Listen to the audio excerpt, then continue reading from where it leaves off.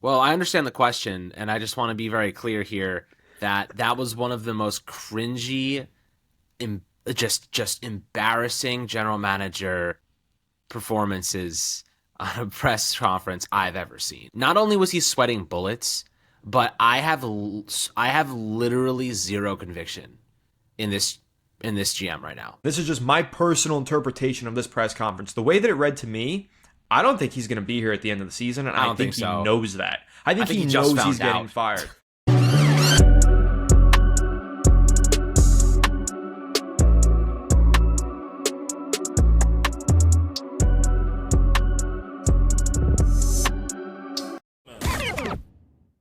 What's up, everybody, and welcome back to Fireside Giants. I'm your host, Anthony Rivardo, joined by my co-host, Alex Wilson, and man, we just sat around. I think we waited for over 45 minutes for Joe Schoen to finally take the podium for his bye-week press conference. He was up there for maybe 15 minutes after the fact. It was a whole hour-long ordeal, and let me just say this. That man looked rattled. He looked scared up there. He walked up to the podium out of breath. He got drilled by some of the questions that they were asking him. Yo, shout out to Pat Leonard. Oh my goodness. Pat the Rat. Yo, Pat was frying Joe Schoen up Fried at that him, podium, dude. That was actually crazy. Listen, Shane went up there, and credit to him. He put himself in front of everybody, and he spoke, but I can't see how ownership can feel confident in this guy. First of all, after the start to the season that we've seen, and second of all, after watching him handle the media as poorly as I think he did during this press conference today. So there was a lot to unpack. He talked about Dable's firing, Shane Bowen's firing. He talked about leadership or lack thereof on the roster. And he talked about how he won't make the same mistake twice, even though he's made the kicker mistake, as Alex mentioned before we went live, probably 5 times now. I think he's made the same mistake with the kicker. So a lot of mistakes made, not a lot of accountability in the Giants building these days, and a lot to dive into with this Joe Schoen press conference. So, Alex, let me ask you, what was your reaction to Joe Schoen's presser today? Well, I understand the question, and I just want to be very clear here that that was one of the most cringy, em- just embarrassing general manager performances on a press conference I've ever seen. Like, not only was he sweating bullets, but I have literally zero conviction in this GM right now. Zero. And look, listen, him as a dude, as a guy, seems like a nice guy. As a GM, that's what I'm criticizing him over. He straight up made comments and then backtracked them and then spewed lies to our faces. And I want to rattle off a couple that really irritated me. The first one you mentioned earlier, saying that I'm gonna learn from my mistakes. I'm not gonna make the same mistake twice. We've watched him make the kicker mistake twice this season, after it happened last year multiple times. Lie. That's one of the bigger lies. The second lie that really annoyed me. We couldn't have signed Jermaine Illuminor or John Runyon if we had signed Saquon Barkley. That is another lie.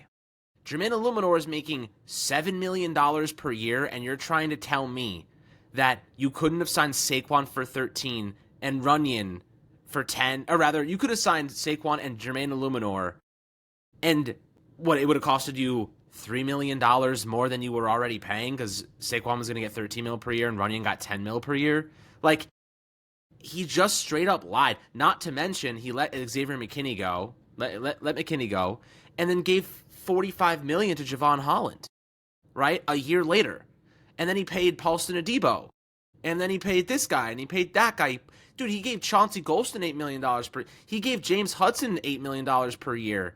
Like, this dude just straight up got up there, said, I suck, we're 2-win team, 3-win team, we don't win enough games, we're going to redo the whole process, we're going to figure it out, I take the fall for it, and then just spewed a bunch of lies that were so easily looked past, and like we could easily decipher and realize that like he's just trying to say things he was just playing defense the entire time. He knew he was going to get reamed out. He was playing defense. But in my opinion, his best defense would have been offense, and it would have been, I am the right guy for this job. I know what we have to do. I've learned from my lessons. He just laid down and died in that GM press conference. And that was hard to watch.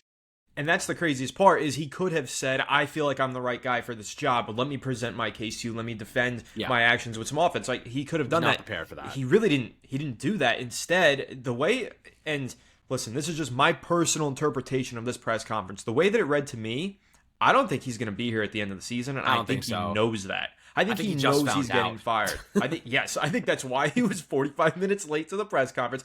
I think he knows he's being fired, and he's just doing his job until that day comes, and it's coming. I mean, seriously, because the way that he sat up there, first of all, the big thing that he said was ownership will reevaluate everything at the end of the season, my job included.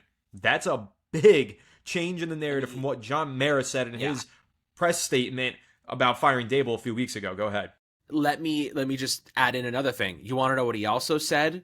He said it was ownership's decision to fire Brian Dable. He completely removed himself from that equation. Bro, you are the general manager. It should also be your decision to fire the head coach. He just completely removed himself from the entire equation and basically just threw a dagger at ownership and said it was on you guys. That was your fault. That was your decision. He is cooked. I mean, to me, that's the biggest red flag. He just literally pinned himself between ownership. I don't understand how I think before this meeting, I think ownership called him up, and I think they said to him, you can't say this, can't say that, choose your words carefully for this or that. And then he just went in there, rattled coming off that conversation, and just rambled. It did not sound good. No, it didn't sound like he walked into that meeting, that press conference with a plan. Like you said, he rambled. Like he was all over the place. He was confused. I think he was disheartened. And I was going to bring up that Dable thing in a second. I'll come back to it. But I do think it's really important to go back to the original point I brought up. Joe Schoen verbatim said ownership will reevaluate the entire football operation at the end of the season. That's what we've all been calling for. When they fired Brian Dable and they put out that statement and they said Joe Schoen's built a solid young nucleus of talent, we all said, what?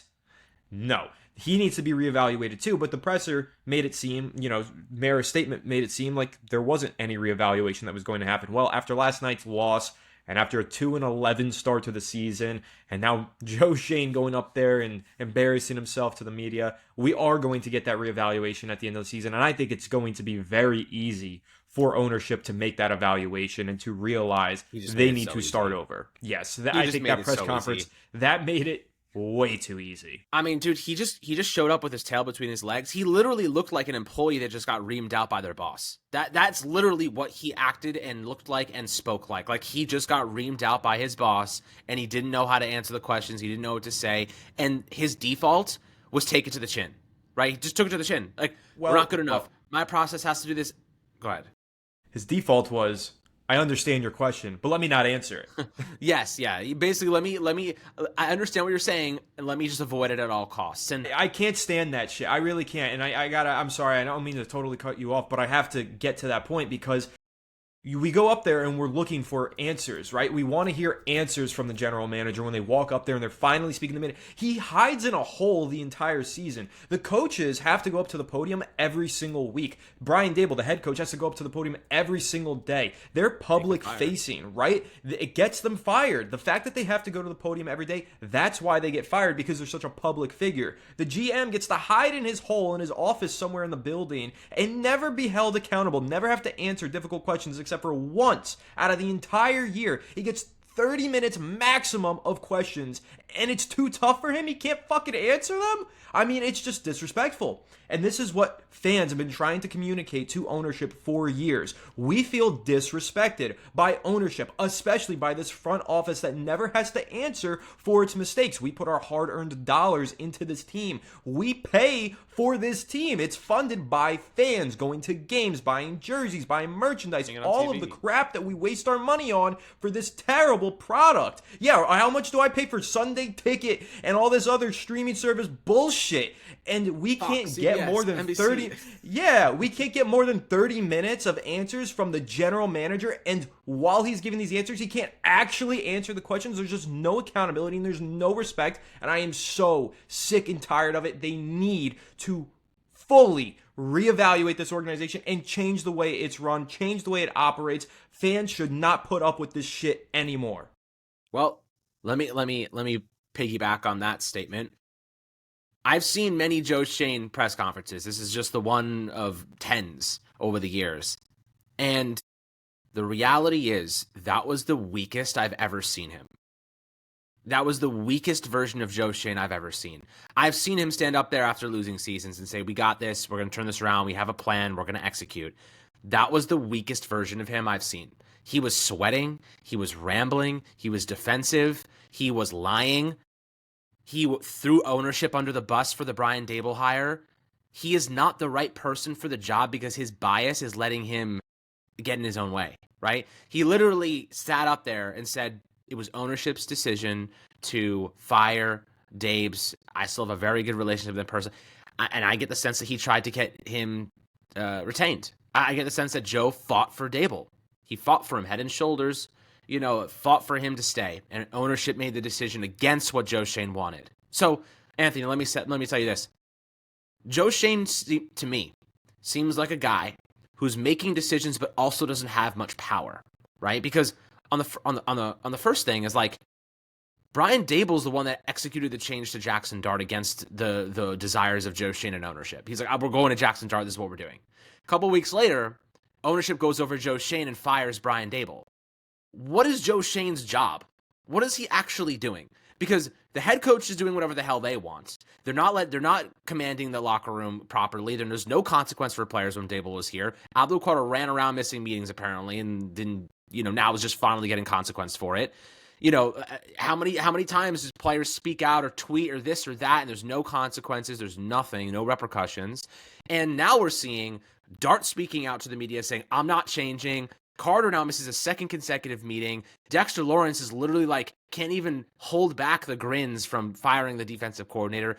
The players are trying their best to not commit mutiny, but they're telling us all what's happening behind the scenes with their actions. And at this point in time, if I am Joe Schoen, or rather I'm John Mara, I'm Steve Tisch, I'm looking at that press conference and I'm saying, that is not a guy who has the respect of this organization, the players, the coaches, and that people will buy into to lead this team. That what we just saw was a shell of the guy that we hired. And if that's the version of Joe that we're going to get, and he's not confident, there is no way in hell you can go into the future. And I think whatever the hell happened to him before that meeting, whatever the hell was said to him, completely just rattled him to his bones because he looked so unprepared and so weak that I don't know how you can trust him to keep going at this rate. I think he's mentally compromised. And I'm not trying to downplay him as a guy because I think he's a fine dude. Like, as from a GM, from a work perspective, he does not have what it takes right now to execute the job that's ahead of him. He's already been battered, bruised, and beaten.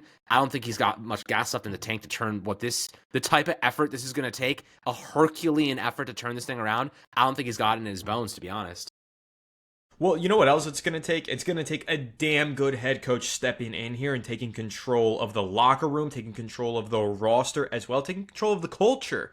How is a head coach going to step in and revamp the culture from top to bottom when the top is ran by somebody else who's implemented a culture of losing? I don't understand that. So he ends his press conference, Alex. He's asked about, potentially making this job less attractive by being there. And he said, the calls that we've gotten, I'm pretty confident we're going to fill this job. Thank you. And then he walked off. Okay, sure. You're going to fill the job, but are you going to fill it with a good head coach, or are you going to hire one of your friends, Joe Schoen? Right? That's my question. Are you just going to hire Lou Anarumo and say, oh, we're confident in him the same way we were about Daboll? He's a guy who's familiar with the organization. He's a Staten Island native. Are we going to just fill the job, or are we going to get the best guy for the job? That's my concern here. I'm not concerned about the Giants filling the job, Joe. Listen, it's the New York Giants at the end of the day. Somebody wants to be the head coach of the New York Giants. Duh, of course. There's only 32 of those jobs in the NFL, and you get paid millions of dollars to be a head coach.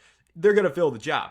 Are they going to fill it with a guy who's going to lead the team to success? And is that guy going to take the job if Joe Schoen is his general manager? That's my question, and I don't think that we have an answer to that. In fact, I think we might have an answer to it, but it's not the one that Joe Schoen wants to hear. So I honestly feel like he's done a lot to damage the reputation of this organization over the last couple of years, just in terms of the way that he allowed Saquon Barkley to leave. Saquon ran a whole parade, a media parade, about how Joe Schoen disrespected him. That is essentially what Saquon Barkley tried to communicate to the masses was, Joe Schoen disrespected me. I'm going to go win a Super Bowl to rub it in his face. And he did that. And now, over the last 6 months or so, Daniel Jones, who Joe Schoen and Brian Dable publicly disrespected, has had new life and has been embraced by NFL fans across the spectrum for his strong play in Indianapolis. We've seen it time and time again. Xavier McKinney basically communicated to everybody, Joe Schoen disrespected me, I'm going to go be a better player elsewhere, and he was. So what I've understood over the last 2 years is that players leave the Giants feeling blatantly disrespected by one person, and that person is Joe Schoen. So I really don't know how you're going to watch head coaches take interviews all across the league. Do you really expect them to want to step into this environment where general manager Joe Schoen has a reputation for being disrespectful, for creating workplace disharmony, essentially? I don't think so. I think we've learned a lot this season, Alex, and I think we've learned our lesson here with Joe Schoen.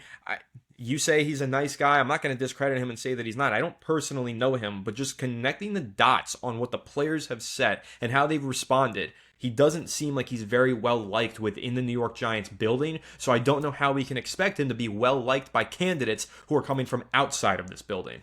I mean, that's the thing is like, Joe stood up there, like you just said, and basically was like, we're getting lots of calls. Like, we're not going to have a problem filling the position. That's not my concern. The Giants can fill the position. The question is, who is filling that position? And who wants to go and be the head coach for a GM that just basically went up there and cried to the media about, I made mistakes, I'm not going to make the same mistake twice. We couldn't have signed this guy if we did that. Dude, like, this is just everything wrong with the Giants, right? What we just witnessed was everything wrong with the Giants. Why? Anthony, let me tell you. From the moment that he stepped up to that podium, he was not prepared to answer those questions. Whoever was helping him prepare for that, whoever, was in charge of giving him the information, they were not prepared for that at all. He went up there rattled and took an absolute beating. He knew the questions that were going to be asked. He needed to answer them with confidence. And instead, he just laid down and took them to the face and just acted like a loser, right? Why are the Giants a bad team? Because your GM just went up there and basically just laid down and just looked like a loser. It starts at the top, right? Like the top down. That's what you ask anybody. Organizations start from the top down. Your GM just went up there and looked like an absolute loser. And like the players play like losers and the coaching staff coaches like losers and so on, except for a few individuals, like Dart, Cam, Burns. Like there's guys out there that are putting everything on the line to succeed and win.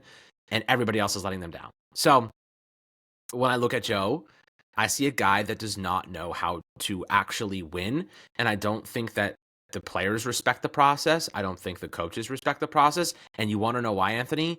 They're all mercenaries. They're all mercenaries. They were all brought in last year, half the coaches. Bowen, other assistants, they're just turned over. They're just guys to fill holes. There is no, we talk about the Shanahan tree or the McVay tree or this tree or that tree. You want to know why those trees actually work and why oftentimes they don't succeed in other places? Because they have a growth fostering from within. They have a pipeline of talent that they create. They bring in guys that they selectively choose to fill positions because they know that they're capable of that. The Giants, however, don't do that. They bring in guys just to fill positions because they don't have a choice. Shane Bowen was a last resort. And it changed the whole defensive system, which completely destroyed guys like Deonte Banks. And then what do you have to do in that instance? Well, you change the defensive coordinator because your head coach didn't get along with him and this, that, whatever. They wanted to make a change. They screwed Deonte Banks' development in the process. And you want to know what happens? It forces them to spend $50 million on a free agent cornerback. And now you're out a bunch of money and you're trying to solve big draft holes and coaching mishaps with mercenary free agents who are coming from other teams, other organizations, just looking to get paid half the time. So like, not to mention Paulson was coming off a freaking fractured fibula. So like, what are we supposed to expect? I just think the whole process, and Joe Schoen, we're going to look at the whole process. Ownership's going to look at the whole process. Dude, the process they have in place right now is one of the worst in the league. Sure, they modernized the computers. Sure, they have a cool, funny, colorful coloring board of a draft board. Fucking miss me with that bullshit. Yeah, I could put red along a player. I don't know who's going to be good or not. I could put green or blue. We could put all sorts of fun colors, Anthony. But it doesn't freaking matter if you don't pick the right ones. You know what I mean? Like, they just make it look aesthetically good, and the process of actually identifying talent and coaching and personnel decision-making is really flawed. Really, really flawed. I don't think that Joe Schoen has learned from his mistakes because he continues to make the same ones. And then when you have press conferences like this where he straight up lied to our faces about multiple things, specifically the mistakes, the decision-making with personnel in terms of signing players. We couldn't have got this guy if we did that. Sure, I'd rather have Saquon Barkley than fucking John Runyon. Like, are you kidding me? Like what are you talking about? I'd rather have Xavier McKinney than Javon Holland. Like, this dude straight up just makes no sense, and all of his logic is twisted, turned, and just wrong. It's so true. It's such a good point. Like, when he sat up there and he was like, they asked him about the Saquon Barkley thing, and he's like, well, if you signed Saquon Barkley, you wouldn't have Jermaine Illuminor and John Runyon. Go ask Eagles fans. would they trade Saquon Barkley for John Runyon and Jermaine Illuminor? Are you kidding me right now? I understand. I love my guy Jermaine Illuminor. Like, I love Jermaine Illuminor. He's a good offensive tackle. I'd rather have Saquon before Cam Scotabo. Obviously, I'd rather have Saquon and Jermaine Illuminor than John Runyon and Jermaine Illuminor. Like, that's like this. This is what I'm saying though. His decision making is extremely flawed because he thinks he's better, and I think that's the big lesson here that he's learned. I think he thought he was better than he actually was. I think he thought I could let Saquon Barkley go and Xavier McKinney go and have other guys step up into leadership roles. And that's what Pat Leonard asked him. Like, aren't you concerned about the fact that you lost all your leaders? And I love this question from Pat. I'll give him credit for this one too. Why are there guys on the roster who aren't freaking playing? Who are just he sidestepped that one too. And he completely ignored it, which to me is the answer. He doesn't know, and he's saving face. Jalen Hyatt is a healthy scratch. And two different head coaches now, by the way. They tried to give him a chance, and he stopped his route in the middle of it and lost the game, right? Like, Evan Neal's a healthy scratch. Jalen Hyatt's a healthy scratch. Why is there a logjam of people on this team? Why are they taking up roster spots? These are Joe Schoen faults. This is a Joe Schoen problem.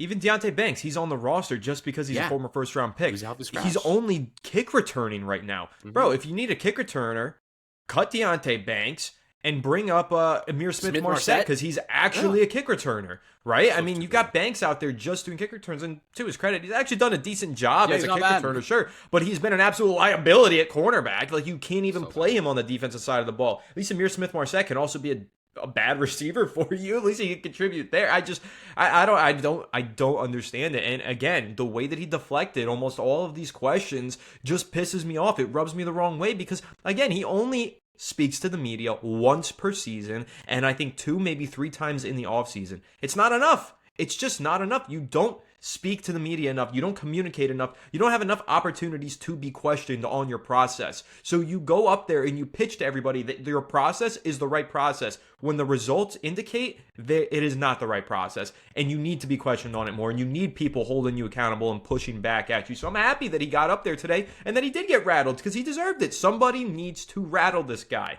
and I'm glad that he got rattled today by the media. So credit to Jordan Rannon, had a couple really good questions. Dan Duggan had some good ones too, and Pat Leonard, I mean, dude, he came in swinging, and he connected a couple of those on the chin. Let me say that. So that was good stuff. We give sometimes a lot of fans give the reporters, the New Jersey Beat, a lot of crap, and they give them too. But yeah, they're also fed up, and I think they did a good job today. I think we should. Yeah, they don't want to cover bad team. Everybody knows, content creators, reporters, everybody knows we all benefit when we're covering a good team. We don't succeed the way we want to when we're covering a terrible team that everybody is tired of watching by week 7. So credit to the beat writers, though. I just want to say that. I want to give them a shout out. They did a good job today. Yeah, and people that are like, already in my DM or in my mentions, like, oh, you just want to kick a guy while he's down. I'm like, bro, that guy's been kicking me in the nuts for 4 years. Like, right. Anthony and I have been recording and making content about the Giants for 7 years. We have had one season where they've made the playoffs. One. Like, it's pathetic. I don't need to be kind to the people who are making our job and the effort we put in even more difficult.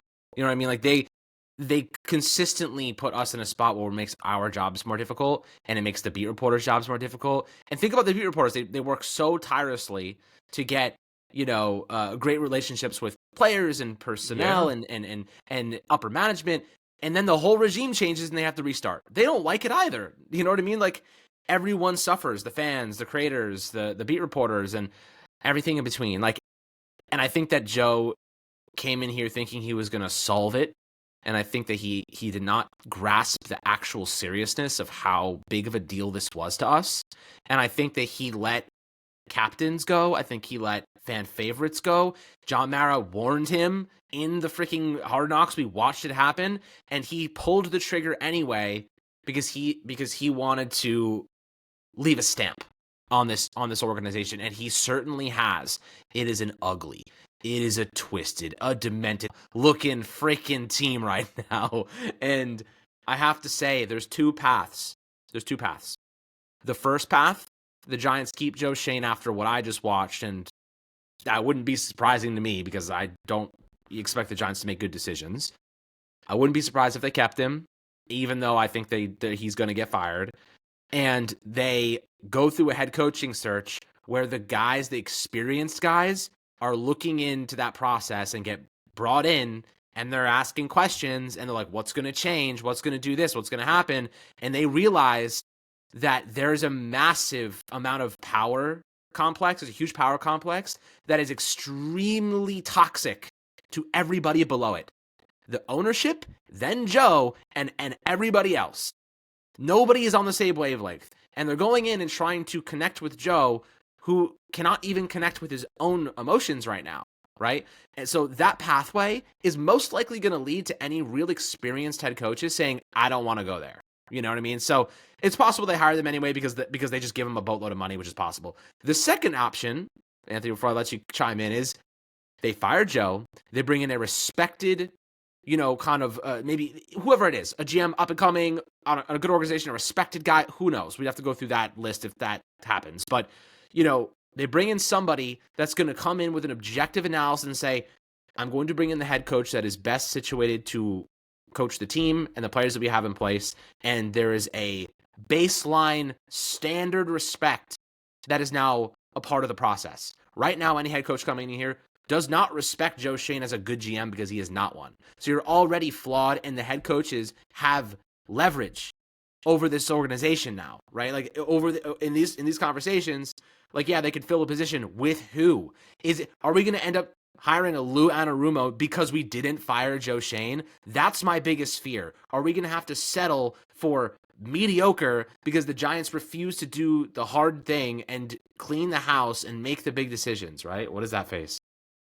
I'm laughing at this whole situation. I thought you saw something. I was like, no, like you're asking these questions, and it's like, are we gonna hire Lou Anarumo because of Joe Schoen? And I'm like, gross, dude. I don't want to live through that reality. I think there's a good chance, honestly, that the Giants bring in head coaching candidates. They bring in a really strong one, and that one says, I would love to take this job, but I'm not going to because I'm not working for that guy. And then they end up firing Joe Schoen. I could totally see that happening. There are going to be head coaches who come in with an idea of who their general manager is going to be, right? Think about Mike McCarthy. Use him as an example. And I know not everybody's a big Mike McCarthy fan, but just use him as an example. He is a head coach right now who's not coaching a team, but has a staff of people waiting for him to be coaching a team that will just join on to his staff. That does not just extend to the assistant coaches. That extends to the front office too. And he's not going to take the Giants' job, even if it's offered to him, if he doesn't get the opportunity to bring those guys into his front office. That's just the reality of it. So the Giants are going to hold themselves off from many quality and qualified candidates just by keeping Joe Schoen in that position. And that's why, honestly, Alex, I think today we got our answer. I don't think he's going to be the general manager in 2026. The way that he stood up there today, he sounded like a guy who knows his job is long gone. And that just is what it is. Listen, at the end of the day, nobody was rooting for Joe Schoen and Brian Daboll more than the two of us. I mean, we loved them. We thought that they were going to be awesome. We had so much excitement. We had so much confidence, especially after the 2022 season, but even going into 2022 when the Giants made this hiring. We did extensive research on every general manager and head coaching prospect. It is all public on this channel. We talked about, I remember Adam Peters, I think his name was, and Mike McDaniel, and all these. Yeah, we liked those guys. And can you believe it? Mike McDaniel, he outlasted Brian Daboll. A lot of people like to make those comparisons, say McDaniel sucks. Well, he outlasted Brian Daboll, and he is a head and shoulders better coach than Brian Daboll. The Miami Dolphins are fighting right now. If you watch them play, they are fighting. They are. It got ugly there for a second. They clearly don't have the That's what good quarterback coaches with do, though. Tua, They but turn it, yeah, they they're turn it still around, fighting. man. They They're find still ways to fighting. compete. The Giants lay down and die. Giants have laid down and died this season, and this is not the first time it's happened under Brian Dable, under Joe Schoen, and that's the issue. Consistently, every year they say we're close, we're going to turn things around, we're getting there, just believe in us, trust us, have confidence in us, and then the next year rolls around and the same shit happens. I can't deal with it anymore, and I don't think John Mara can either. I think he is going to make the big change at the end of the season. I understand why he made the midseason change for Brian Dable. If he felt like Dable was toxic to the locker room, if he felt like Dable was detrimental to the development of all of the players, whatever, move on from him, get rid of him sooner rather than later. Start the head coaching search ASAP. Like Joe Schoen said, they're already receiving calls. That's because they fired Dable and they're already getting that process started. So that was good practice to fire Dable early. You're not necessarily going to have the same effects if you fire the general manager early because there's a lot that goes on day to day that the GM needs to do. But that doesn't mean you can't plan to fire him at the end of the year and just tell him, listen, you are under contract. You have an NDA. You are not allowed to say that you're going to be fired, but we all know you're not coming back after the season. So go out there, talk to the media, finish your job for the rest of this year, and then respectively, we are moving in a new direction. That's what I think the conversation was with Joe Schoen and ownership today, probably. That's how I think this is going to shape out, and honestly, that's the way it should shape out. Shane, you did your best, you tried your hardest, you had some good moments, but overall the product just wasn't good enough. You said it yourself, and at this point, it's just time for everybody to move on. Yeah, I mean, listen, like you just said, he said it himself. So we're supposed to now double down. And that's the right term to use. We're supposed to double down on him to save us after destroying us. That's not the path I think is well worth the effort to walk down. And there's another lie he told. I just discovered, Anthony. You remember when he said that they already had Jackson Dart on their radar and that they were already talking about him, they really liked him, and it wasn't Brian Dable's decision? Well, LPG just tweeted, "Not so fast there. That's not the case." So, listen, I know LPG has good relationships with these players, so I'm willing to stake my claim and say that he probably knows something that we do not. The truth of the matter is, he just tried to take a lot of credit for things that were not his decisions, and the things that were his decisions, he avoided completely. Right? He didn't. And that's the thing, though. Like. And now I'm kind of like seeing it clear, like, obviously hindsight's 2020, but we went into this season saying if Brian Dable does not turn things around, he is going to get fired. Right, Anthony? Is not what happened? We were like, if he doesn't turn this whole ship around, he's getting fired. That already was the red flag we needed to fire him. You had this guy up against the wall, taking his lunch money, and decided to let him, scoot by another day. The probability of a massive turnaround was like 10%. I'm not ever going to... You want to play those odds? Go for it. I'm not playing those odds. The truth of the matter is, Joe Schoen, Dable, they should have been fired after last offseason. John Mara said there was a playoff mandate. Why would Joe Schoen survive that? Like, I know like ownership came out and said, oh, we have a young, good nucleus, and they're saying what they have to say. But the only reason they have that good young nucleus is because, well, Dable's the one that found Dart. I think that's confirmed at this point. Joe Schoen's had 10, or not 10. He's had 5 top 10 picks, 4 top 10 picks in 2 4 in years. 2022. Yeah. 1 in 2024. Neighbors is 6. Yeah, and then 2025 and then Carter. So that's 4. Okay. And then 4 top 10 picks and 6 first-round picks. Yeah, 6 first-round picks. And this roster is a 3-win team, and he spent $150 million on Burns, which is a good decision. $100 million on a Debo and Holland. $30 million on John Runyon. $15 million on Jermaine Illuminor. And all for naught. You know what I mean? He spent hundreds of millions of dollars. He had 6 first-round picks in 4 years, and this team is worse than the way that Dave Gettleman left it. How on earth is that possible? Yeah, you know what I mean? I have a question. Maybe you remember, I don't, but I feel like 2-11 is worse than any start Dave Gettleman ever had in a season. Is it? I don't remember. No, they had a 3-win season, right? I don't know though. 2-11. Shermer's really was bad, like a 5-6 win team. McAdoo was like 11-5, and then that was pre-Gettleman. Yeah, that was pre-Gettleman. Gettleman was hired 2018. Right. Shermer. Joe Judge. What was it? Joe Judge. Joe Judge's last year, was that a 3-win year? I think that was. That was the third down QB, or second down QB sneak. Yes, or third down QB sneak. But you know what, dude? That third down QB sneak was the same as the Giants punting on 4th and 1 last night to me. Fourth and inches. 4th and inches, bro. Push it. Every team does that push except the Giants. I mean, but like, you are a 2-10 team. What did you have to lose, Mike Kafka? Why don't you just? But dude, he ran the ball on first down like every single freaking drive. I'm like, dude, run to play action. Like, do something. He's not a head coach. We've got that answer. And listen, that's what Joe Schoen said. Joe Schoen said for the rest of the year, he's just going to go out there and support Mike Kafka. And the way that sounded to me again was, my job is to be here till the end of the year to support Kafka, and then after that, I'm done. That's how it sounded to me. And you know what? Last week was yesterday, Monday night, that Monday night primetime absolute spanking was a backbreaker for Joe. Because it showed that no matter who he scapegoats, no matter what coaches he puts in place, no matter what happens, that team is not good enough. Yep. The team is not good enough to manage. So, and they gave up. Like, that's even more problematic. We have players missing meetings. We have your star young quarterback basically refusing to take advice from coaches. We have veterans on this team checked out. Brian Burns is at halftime sitting on the bench on the sideline wondering what the hell's going on, crying. Dexter Lawrence is like literally like, grow the hell up. Like, now the locker room's fractured. Dante Banks is whatever the hell Dante Banks does on a daily basis, doing whatever he does. Like, you're watching the whole team implode internally, and we're only seeing it from the outside. From the inside, it's probably 10 times worse. And John Mara, I imagine, probably had a pretty tough decision today to make, to tell Joe, like, yesterday was an embarrassment and the players are giving up. The players have given up. And they're now talking smack to the media, and they're sending subliminal messages through their actions because they can't say what they actually want to say.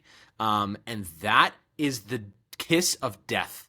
The kiss of death. You want to go, look, you're seeing Justin Jefferson do right now with the Vikings. He keeps saying it, but it's only him.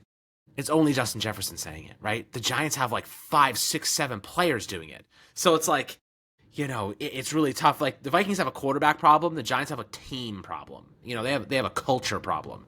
The Vikings, all they need is a good quarterback. It's like, they probably shouldn't have let Darnold go, whatever. But that was their decision. They drafted a quarterback. They wanted to turn that page. And, for the Giants, they did the same thing. They just don't have the coaches or respect or culture in place to actually survive the down moments. You know what I mean? They just get buried so fast.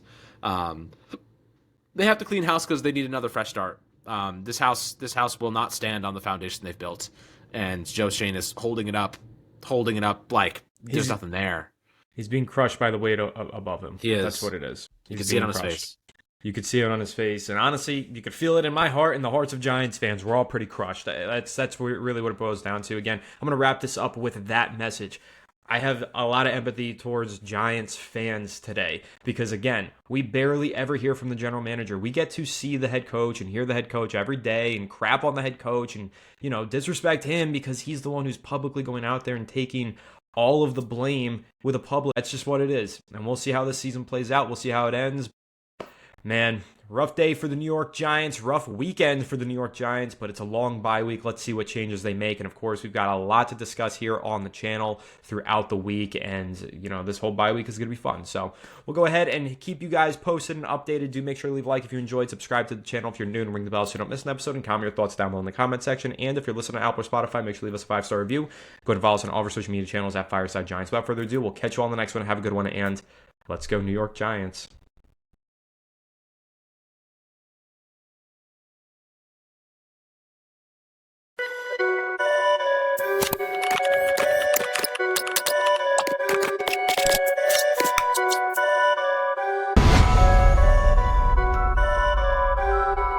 Perfect.